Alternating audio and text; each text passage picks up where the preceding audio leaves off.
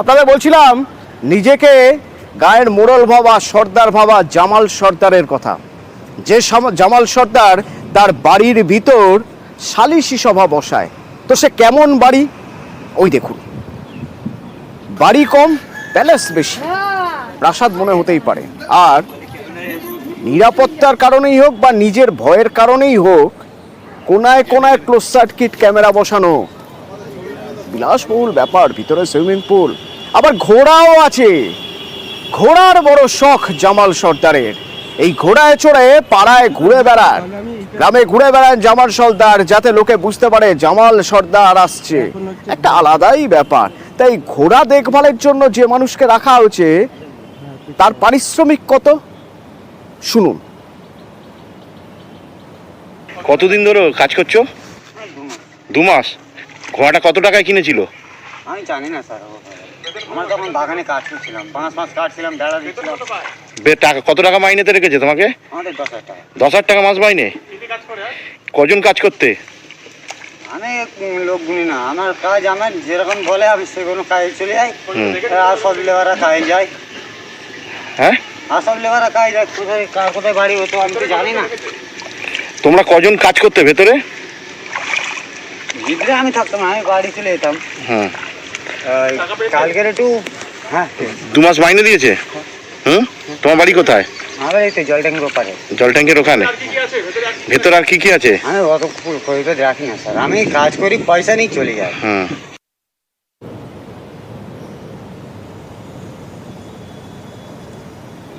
10,000 টাকা মাস মাইনেতে একজনকে রাখা ছিল শুধুমাত্র ঘোড়ার দেখভাল করার জন্য, যত্ন নেওয়ার জন্য। তাহলে কত টাকা, কত প্রতিপত্তি হতে পারে? আর সেই প্রতিপত্তি দেখানোরও তো প্রয়োজন। আর সেজন্যই ঘরোয়া কিছু সমস্যা হলেও তুলে নিয়ে আসা হতো জামালের এই বাড়িতে, এবং সেখানে সালিশি বসাতো জামাল। নিজেই রাজা, নিজেই সর্দার, নিজেকে সর্দার ভাবা জামাল সর্দার। আমার সঙ্গে রয়েছেন অর্পণ, প্রতিনিধি। অর্পণ, কতদিন ধরে এইসব কাজ চলছে জামাল সর্দারের?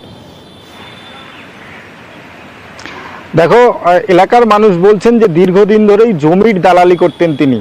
কোনো রকম সমস্যা হলেই জামালের কাছে গেলেই মুশকিল আসান। আর এই সুযোগে বিভিন্ন কৃষকের জমি, বিভিন্ন জমি তার নামে করে নিয়ে সে এই জমি বিক্রি করে দিত, বা শরিকি আনা কোনো যদি সমস্যা থাকতো তার কাছে এলে সেই জমি বিক্রি হতো। অর্থাৎ তারপর থেকেই ধীরে ধীরে বেড়ে ওঠা, এবং মানুষের কাছে জামালের যে একটা বাহিনী তৈরি করেছিল, সেই বাহিনী বিভিন্ন এলাকায় কোনো সমস্যা হলেই সেই বাড়ি থেকে লোক তুলে নিয়ে আসতো, এমনটাও অভিযোগ করা হচ্ছে। গতকাল রাত্রিবেলা যিনি অভিযোগ করেছেন তার স্বামীকে উল্টে ঝুলিয়ে মারধর করা হয়েছে, তিনিও অভিযোগ করেছেন বাড়ির থেকে তুলে আনা হতো।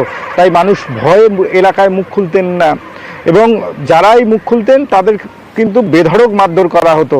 শিকল রাখা ছিল, ছোট ছোট বাঁশ কেটে সেখানে বাড়ির মধ্যে রাখা ছিল, এবং বাড়ির তুমি যে বিবরণ দিচ্ছিলে, সম্পূর্ণ বাড়িটাই ক্লোজ সার্কিট ক্যামেরা দিয়ে ঘেরা, এবং সেখানে রীতিমতো দিনে বলা যায় 1 থেকে 2টি সালিশি সভা, আর সেই সালিশি সভা থেকে টাকা নেওয়া এবং এই জমির দালালি, সব মিলিয়ে বলা চলে জামালের এই প্রতাপনগর গ্রাম পঞ্চায়েত এলাকায় জামালই শেষ কথা ছিলেন। কারণ এলাকার মানুষই অভিযোগ করছেন থানা বিএলআরও অফিসে গিয়ে জমির কোনো সমস্যার সমাধান হতো না, তারা একমাত্র এই জামালের কাছে এলে সেই সমস্যার সমাধান হতো। আর সেই জায়গাটাকেই কাজে লাগিয়ে এই জামাল দীর্ঘদিন ধরেই এলাকায় এইভাবে তার সর্দারি করে বেড়াচ্ছিল জামাল সর্দার এভাবেই, তাই তো? একদমই তাই। প্রতাপনগর ছাড়িয়ে সোনারপুর থানা, বিএলআরও অফিস, সব জায়গাতেই জামালের একটা নিজস্ব আধিপত্য বিস্তার করেছিল। ধীরে ধীরে জামাল সর্দারের আরো কীর্তি আমরা তুলে ধরবো। জামাল সর্দারের সর্দারির কারো কারনামা, আরো কীর্তি আমরা পরবর্তীতে তুলে ধরবো। তো এর পাশাপাশি এবার খাস কলকাতার খবরে নজর রাখা যাক। গতকাল আমরা আপনাদের দেখিয়েছিলাম কাউন্সিলর আর যুবনেতার মধ্যে বচসা ঝামেলা। এমন জায়গায় কাউন্সিলর সপাটে চড় মেরে দিলেন কলার ধরে, জামার কলার ধরে যুবনেতার। এবং এই ঘটনায় তারপরে যুবনেতার যারা অনুগামী, যারা তার সঙ্গে রয়েছে, তারা বিক্ষোভ দেখায় বটতলা থানার সামনে। ঘটনায় এখনো পর্যন্ত 4 জন গ্রেপ্তার। সান্নিক, প্রতিনিধি আমার সঙ্গে সরাসরি রয়েছেন। সান্নিক, এই 4 জন কারা?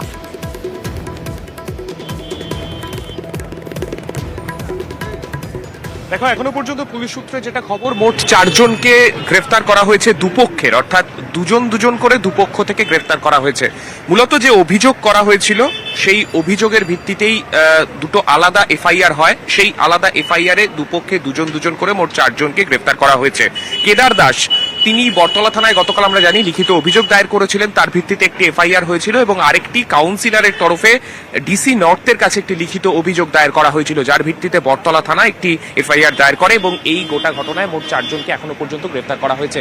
কিছুক্ষণ পরেই ব্যাংশাল আদালতে পেশ করা হবে এই 4 জনকে এবং আজকে ব্যাংশাল আদালতে তাদেরকে পেশ করার পর আদালত কি নির্দেশ দেয়, যদি পুলিশ হেফাজতের নির্দেশ দেয় সেক্ষেত্রে পুলিশ তাদেরকে হেফাজতে চেয়ে পরবর্তীতে আরও তদন্ত করে দেখবে যে এই ঘটনার পেছনে আসলে কি কারণ রয়েছে। তবে অবশ্যই গতকালের ঘটনায় এখনো পর্যন্ত মোট 4 জন, যে 4 জনকে গ্রেফতার করা হয়েছে তাদেরকে ইতিমধ্যেই দেখতে পেলে প্রিজন ভ্যানে তোলা হয়েছে, তাদেরকে নিয়ে যাওয়া হবে এখন আদালতের দিকে। এই 4 জন অভিযুক্তই আপাতত এই কেসে যে লিখিত অভিযোগ দায়ের হয়েছিল তার ভিত্তিতেই এই 4 জনকে আপাতত গ্রেফতার করা হয়েছে। অতনু, ধন্যবাদ সনিক। কলকাতারই ক্রিস্টোফার রোড, এই ক্রিস্টোফার রোডের ছবি যদি আপনারা দেখেন বলবেন এ শহরের রাস্তা নাকি নরক। আবর্জনা স্তূপ হয়ে পড়ে রয়েছে, রাস্তায় চলাফেরা করাই দায়, কিন্তু রাস্তার এই হাল কেন?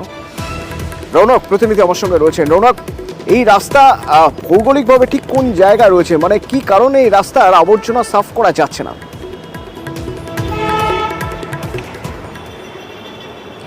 দেখো, কলকাতা কর্পোরেশন 58 নম্বর ওয়ার্ড এবং 59 নম্বর ওয়ার্ডের মধ্যবর্তী ক্রিস্টোফার রোড, এবং এখানে 59 নম্বর ওয়ার্ডের যিনি কাউন্সিলর তিনি দাবি করছেন যে 58 নম্বর ওয়ার্ডের যে সমস্ত আবর্জনা তারা এখানে এসে ফেলে এবং দীর্ঘদিন ধরে এই রাস্তার উপরে আবর্জনা ফেলার জেরে কিন্তু আবর্জনা একটা স্তূপে পরিণত হয়েছে কার্যত। এবং স্থানীয় বাসিন্দাদের অভিযোগ, দীর্ঘদিন ধরে এখানেই কিন্তু লাগাতার আবর্জনা ফেলা হয় এবং প্রায় 2 থেকে 3 দিন অন্তর গাড়ি এসে পরিষ্কার করে এবং তার জেরে যে দুর্গন্ধ, তাতে কিন্তু নাজেহাল পরিস্থিতির শিকার হয়েছে গোটা এখানকার যারা স্থানীয় বাসিন্দারা রয়েছে। ঠিক অন্যভাবে 59 নম্বর ওয়ার্ডের কাউন্সিলর অর্থাৎ রৌনক, ভাগের মা গঙ্গা পায় না, আমরা শুনেছি সে প্রবাদ। ভাগের ক্রিস্টোফার রোড ময়লা পরিষ্কার হয় না ক্রিস্টোফার রোডে, তার কারণ 2 ওয়ার্ডের মাঝামাঝি জায়গায়। 1 ওয়ার্ডের মানুষ বলছেন, 1 ওয়ার্ডের যারা যিনি কাউন্সিলর তিনি বলছেন অন্য ওয়ার্ড থেকে এখানে ময়লা ফেলা হয়। সেই একই অভিযোগ করছেন এদিক থেকে এই কাউন্সিলর যে এই ওয়ার্ডের সমস্যা, ময়লা ফেলা হয় এখান থেকে। মেনে নিলাম মানুষ অসচেতন, মেনে নিলাম মানুষের সচেতনতার অভাব 2 ওয়ার্ডেরই, কিন্তু পরিষ্কার করতে হবে তো, সে দায়টা কে নেবেন? কোন ওয়ার্ডের কাউন্সিলর নেবেন?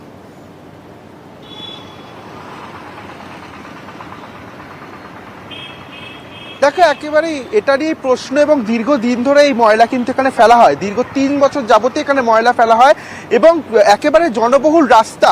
কিছুক্ষণ পর বেলা বাড়ার সঙ্গে সঙ্গে কিন্তু এই রাস্তাও সংকীর্ণ হয়ে যায়, কারণ একপাশে পুরোপুরিভাবে এই ময়লার আবর্জনা স্তূপে ভরে গেছে এবং দীর্ঘ বছর ধরে 2 ওয়ার্ডের মানুষই কিন্তু এখানে ময়লা ফেলে আসছে কোনো রকম পরিষ্কার করার, বা এখান থেকে প্রায় 300 মিটার দূরে ভ্যাটও রয়েছে, সেখানে আবর্জনা ফেলার জায়গায় কিন্তু রাস্তায় এসে আবর্জনা ফেলা হচ্ছে। একদিকে যেমন যারা কাউন্সিলর তারা বলছে যে অন্য ওয়ার্ডের আবর্জনা সেখানে ফেলা হয়, কিন্তু সেটা কথা নয়। প্রশ্ন একটাই যে ভ্যাট থাকতেও কেন রাস্তার উপরে আবর্জনা ফেলা হবে, যাতে করে কিনা এখানে যারা স্থানীয় বাসিন্দারা রয়েছে তাদের কিন্তু এখানে থাকতে অসুবিধা হচ্ছে এবং এখান থেকে বিভিন্ন রকম রোগ সংক্রমণ ছড়ানোরও কিন্তু একটা আশঙ্কা করা যায়। সেক্ষেত্রে দাঁড়িয়ে কলকাতা ভাগের ক্রিস্টোফার রোডের ময়লা ফেলার লোক পাওয়া যায় না, 2 ওয়ার্ডের কাউন্সিলর দুষছেন একে অপরকে। শুনুন। ক্রিস্টোফার রোডে এক সাইডে 58 ওয়ার্ড, একদিকে 59 ওয়ার্ড। 58 থেকে ময়লাগুলো এসে ফেলা হয়, আর আমাদের আশেপাশের লোকের হয়তো ওরাও গিয়ে ওই জায়গায় ময়লাটা ফেলে, কিন্তু পুরো ময়লাটাই 58 থেকে ফেলা হয়। সঙ্গেও কাউন্সিলর সাথে কথা বলবো যেন ওই এলাকার লোক এসে যেন ময়লাটা না ফেলে। মানুষ যদি সচেতন না হয় সেখানে আমি কত কি করতে পারবো। তবুও আমি আমার ওয়ার্ডের যারা কনজারভেন্সি ডিপার্টমেন্টে কাজ করে তাদেরকে আমি বলবো ওই জায়গাটা যেন ভালোভাবে পরিষ্কার করে দেয়। সাথে সাথে আমি কনজারভেন্সিকে ফোন করি এবং তারা কুইক সার্ভিস দেয়, কিন্তু এটা সলিউশন না। মানুষ যদি ভেবে নেয় যে এটা আমার ডাম্পিং গ্রাউন্ড আর কন্টিনিউসলি ফেলতে থাকে, সেই জায়গাতে সমস্যা গিয়ে দাঁড়ায় না। এইভাবে আবর্জনা পড়ে থাকাটা তো ঠিক না। জনি বুশের সাথেও কথা বলছি এবং অ্যাওয়ারনেসের সাথে ওদেরকে একটা উপায়ও দিতে হবে, যাতে ব্যবস্থা করে দিতে হবে যাতে ওরা ওদের ময়লা ফেলতে। ওদেরকে যদি বলি তুমি 500 মিটার বা 1 কিলোমিটার দূরে গিয়ে ময়লা ফেলো, সেটাও হবে না। কিছুক্ষণ আগেই আপনাদের বলছিলাম না যে আইন নিজের হাতে তুলে নেওয়ার একটা কোথাও যেন মানসিকতা কাজ করে যাচ্ছে মানুষের মধ্যে, যে যার মতো নিজের মতো করে কাজ করে যাচ্ছে। ইচ্ছে হলো তো রাস্তার উপরে বসেই মদ খাবো, বারণ করতে পারবেন না কেউ। পুলিশ কনস্টেবল গিয়ে যেই বারণ করেছেন, মদের বোতল মাথায় ভাঙলো, আহত পুলিশ কনস্টেবল হাসপাতালে ভর্তি। ঠিক কি হয়েছিল জানবো। দেবাশিস বিশ্বজিৎ প্রতিনিধি আমার সঙ্গে রয়েছেন। বিশ্বজিৎ, অর্থাৎ সোনাগাছি আবার সংবাদ শিরোনামে বটতলা থানার সোনাগাছির 15 নম্বর ডিসি মিত্র স্ট্রিট, সেখানে আজ সকাল 5:30 নাগাদ ঘটনা ঘটে, যখন বাইক করে মোটরসাইকেল করে পেট্রোলিং করছিলেন দুই কনস্টেবল।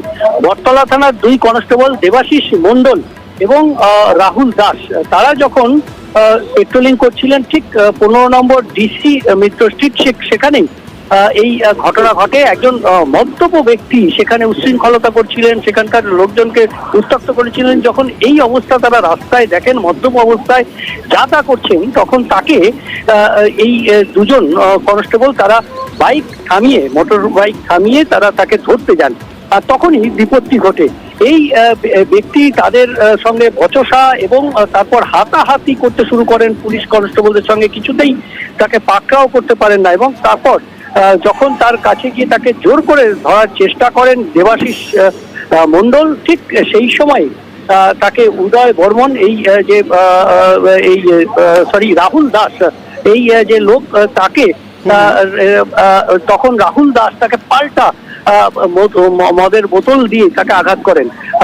উদয় বর্মন এবং দেবাশিস মণ্ডল দুজন কনস্টেবল ছিলেন, তার মধ্যে দেবাশিস মণ্ডল তাকে পাকড়াও করতে যান, এবং সেই সময় রাহুল দাস তাকে ওই মদ্যপ অবস্থায় তাকে একদম মদের বোতল দিয়ে মাথায় মারেন, এবং বা কানের ওপরের দিকে ফেটে যায়, রক্তারক্তি কাণ্ড ঘটে যায়। এবং সঙ্গে সঙ্গে আরো পুলিশ আসে বটতলা থানা থেকে। এই মদ্যপ এখন এই মুহূর্তে তাকে ট্রমা কেয়ারে তার চিকিৎসা হয়েছে, এই মুহূর্তে চিকিৎসাধীন রয়েছেন, কিন্তু তার অবস্থা স্থিতিশীল রয়েছে। তাকে ব্যান্ডেজ করা হয়েছে, অর্থাৎ যে রক্তক্ষরণ হচ্ছিল সেই রক্তক্ষরণ বন্ধ হয়েছে। তিনি আপাতত স্থিতিশীল রয়েছেন, তবে সেলাই হবে এরকমই চিকিৎসা সূত্রে জানা যাচ্ছে, এবং তার যে শারীরিক অবস্থা, সেই শারীরিক অবস্থা স্থিতিশীল রয়েছে। কিন্তু এই যে অভিযুক্ত ব্যক্তি রাহুল দাস, তাকে গ্রেপ্তার করেছে বটতলা থানার পুলিশ। ধন্যবাদ।